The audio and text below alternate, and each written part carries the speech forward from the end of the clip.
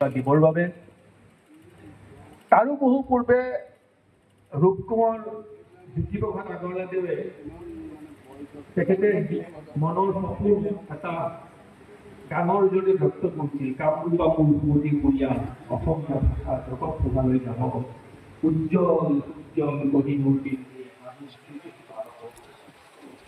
ৰূপকুমাৰ জ্যোতিপ্ৰসাদ আগৰৱালাৰ সেই সপোন বিফল হ'ল। অসমীয়া ভাষাই ধ্ৰুপদী ভাষাৰ সৃষ্টি বিলাক কৰিলে।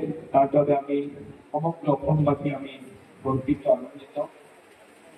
একে সময়তে এইটোও দুৰ্ভাগ্যৰ কথা যে এটা ভাষা জীয়াই থাকিবৰ বাবে ভাষাৰ চৰ্চা আৰু বিকাশৰ এখন ক্ষেত্ৰ লাগিব।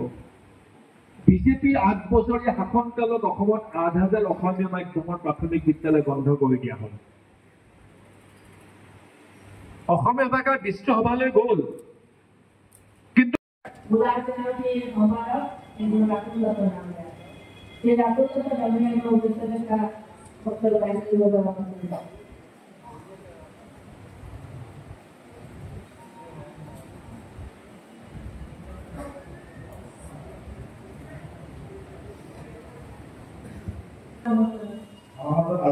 ব্যক্তি আছে আমাৰ গোলাঘাটৰ জ্যেষ্ঠ সাংবাদিক বহুল ডাঙৰীয়া, একেলগে আমি যোগদান কাৰ্যসূচী আৰম্ভ হৈছে। আমাৰ ভগৱতী নিৰ্মাণটো আজি অসম জাতীয় পৰিষদৰ প্ৰত্যেকজন সদস্যই কেন্দ্ৰীয় বিষয়ববীয়াসকল আৰু গোলাঘাট জিলাৰ বিষয়ববীয়া সাংবাদিক বন্ধুসকল,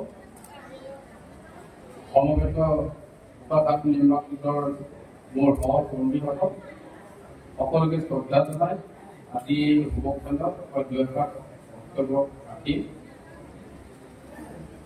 আপোনালোকে ইতিমধ্যে গমেই পাইছে বা আগতেও গম পাইছে, আজি প্ৰতিকূল বতৰকো নেওচি আপোনালোক আহিছে, কিন্তু সকলো আহিব নোৱাৰিলে। তাৰ বাবে মই আপডেট কৰা যায়। মোক ফোন যোগেও তেখেতসকলে কৈছে যে মানে বিভিন্ন কাৰণত